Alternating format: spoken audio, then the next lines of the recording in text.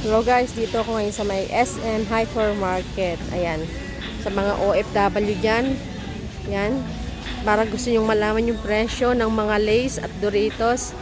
Eto guys, yung presyo 289 pesos yung malaki. Ayan, 289. 169 naman yung medyo maliit sa kanya. Yan, pare-pares lang yung price. Ito yung Lay's, 299 yung Lay's.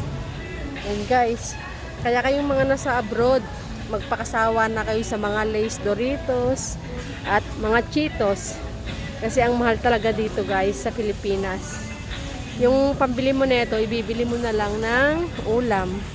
O diba? Isang ano na yan, itong manok 169, kalahati yata yan or 3/4. Pambili na ng ulam.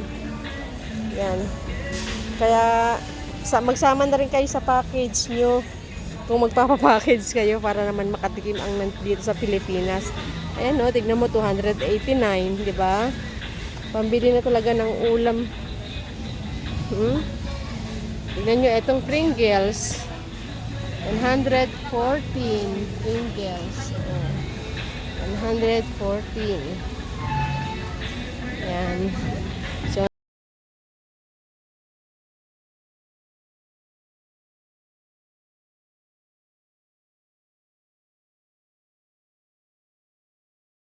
sabon na Ariel, 504. Ayan, magsama na kayo sa package ng mga powder. Tignan nyo, ang maliit. 258 yung maliliit. Kaya guys, mga OFW, magsama na kayo ng mga powder sa package ninyo.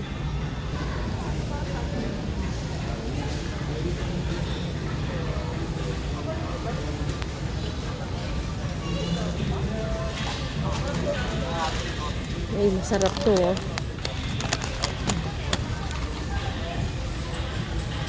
Ayan, yung mga Presto na cookies. Ayan, 56 ang price.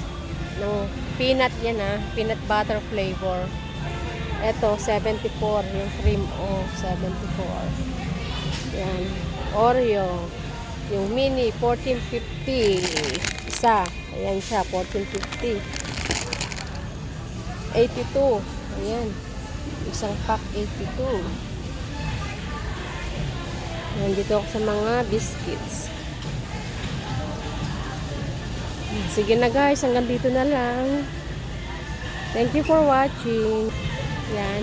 Bye-bye. Please don't forget to subscribe kay MC Mix Vlog.